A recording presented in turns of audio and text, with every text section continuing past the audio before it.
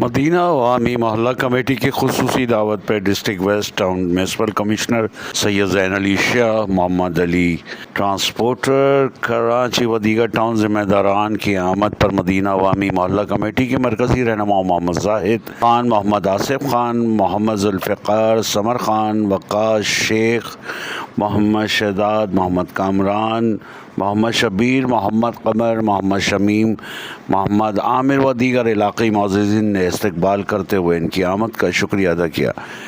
محمد آفتاب نے اپنے خیالات کا اظہار کرتے ہوئے کہا کہ ڈسٹرکٹ ویسٹ ٹاؤن چیئرمین ملک عارف اعوان اور ویسٹ میونسپل کارپوریشن سید زین علی شاہ نہایت ہی نفیس عوام دوست ہیں۔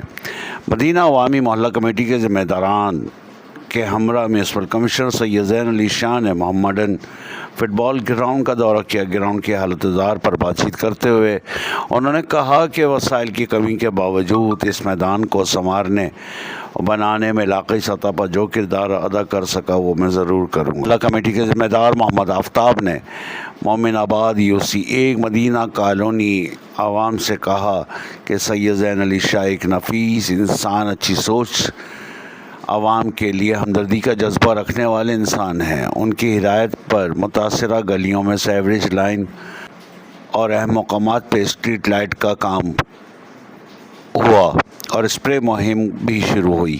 ایسے لوگ تعریف کے قابل ہوتے ہیں اور عوام کے ہمدرد ہوتے ہیں۔ ہم ان کے تعاون کے بے حد شکر گزار ہیں۔